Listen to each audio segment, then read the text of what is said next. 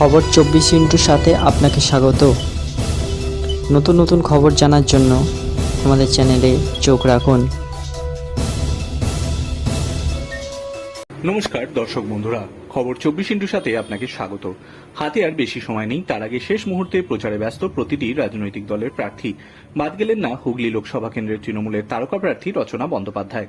শনিবার সকালে আচমকাই ব্যান্ডেল স্টেশন থেকে হাওড়াগামী লোকাল ট্রেনে উঠে পড়লেন রচনা। তার সঙ্গে ছিলেন চুঁচুড়ার বিধায়ক অসিত মজুমদার এবং তৃণমূল কর্মী সমর্থকেরা। একদম টিকিট কেটে ট্রেনে ওঠেন তৃণমূল প্রার্থী। আর ট্রেনে উঠেই রচনা বলে, কতদিন পর ট্রেনে চড়লাম, ট্রেনে চড়তে আমার খুব ভালো লাগে, বিশেষ করে ট্রেনে শুতে পারলে আরো ভালো লাগে। এদিন ব্যান্ডেল থেকে হুগলি, চুঁচুড়া, চন্দননগর প্রতিটি স্টেশনে নেমে যাত্রীদের সঙ্গে জনসংযোগ করেন তিনি। ট্রেনের ভেতরেও যাত্রীদের সঙ্গে কথা বলে পরিচিত হন।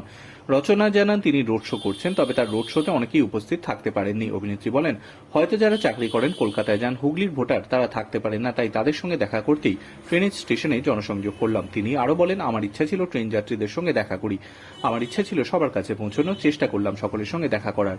তারপর যাত্রীদের অনেকের আবদার মেটালেন, সেলফি তুলে ভেন্ডার কামরায় সবজি নিয়ে যাওয়া কৃষকদের সঙ্গেও কথা বলেন তিনি। চন্দননগর স্টেশনে নেমে চা পান করেন। সেখানে চন্দননগর হাসপাতালে এক চিকিৎসক রচনাকে গান শোনান। ব্যান্ডেলের বাসিন্দা কুসুম ঘরামি নামে এক মহিলা দিদি নাম্বার 1-এর মঞ্চে গিয়েছিলেন। দিদি নাম্বার 1-এর প্রচারে আসছেন শুনে তিনিও চলে আসেন। রচনার সঙ্গে ট্রেনে ঘোরেন, নাচ করে দেখান।